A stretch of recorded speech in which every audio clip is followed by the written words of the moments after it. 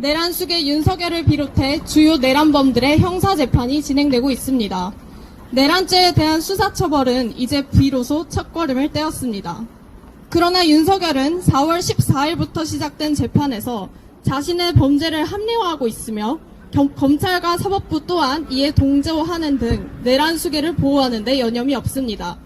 또한 내란을 정당화하기 위해 자행된 평양 무인기 침투, 오물 풍선 원점 타격 시도, 노상원 수거 수첩 관련 내용 등의 전쟁 유도와 외환 혐의 관련해서는 시민사회가 고발하고 관련자들의 증언과 증거들을 통해 지속적으로 폭로되고 있는데도 제대로 된 수사가 이루어지지 않고 있습니다. 지난번 발의된 내란특검법 역시 초기 외환 혐의가 포함되었다가 삭제되었고 이조차도 권한대행이 거부권을 행사하였습니다. 수사가 지체되는 가운데 드론 작정 사령부에서는 자료 폐기 등 증거인멸이 이루어지고 있다는 의혹도 제기되었습니다. 이러한 상황에서 지난 4월 22일 국회에서 야5당이 평양 무인기 침투 등 외환 혐의를 포함한 내란 외환 특검법을 재발의한 것은 그나마 다행스러운 일입니다.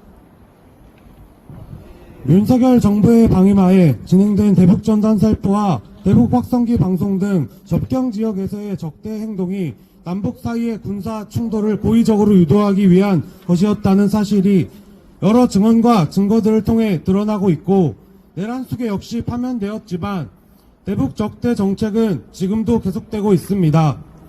북한의 오물풍선 살포를 이유로 재개된 대북 확성기 방송은 지금까지도 계속되고 있으며 육상과 해상, 공중에서 설정된 적대 행위 금지 구역에서의 실사격 훈련은 비상계엄 이전보다 오히려 확대 강화되는 추세입니다. 심지어 중단되었던 대북 전단 살포마저 최근 다시 재개되었습니다. 대선을 앞두고 언제라도 다시 접경 지역에서의 군사 충돌이 재발할 수 있다는 불안감이 높아지고 있습니다.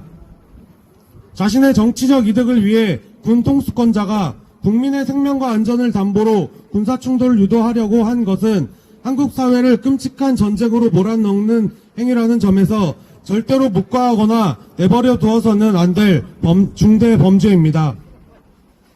분단체제와 한반도 긴장 상황을 악용하여 정치적 이득을 꾀하려 한 이 중대 범죄를 발본색원하지 않는다면 일상적인 군사 행동이라는 민명하에 또다시 이와 같은 범죄가 시도될 수 있을 것입니다.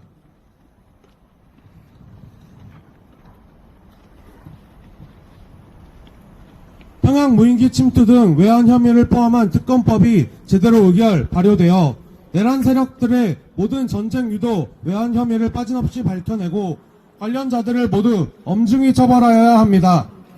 또한 현재 지속되고 있는 접경 지역에서의 충돌 조장 행위 역시 당장 중단해야 합니다. 접경 지역 주민들과 한반도의 모든 당사자들이 평화적 생존권을 제대로 보장해야 합니다.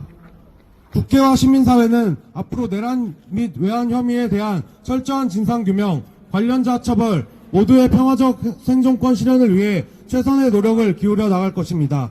2025년 4월 30일 자주통일평화연대를 위한 접경지역 주민, 종교사회, 시민사회연석회의 국회의원 이재강, 김준영, 윤종호, 정혜경, 용혜인.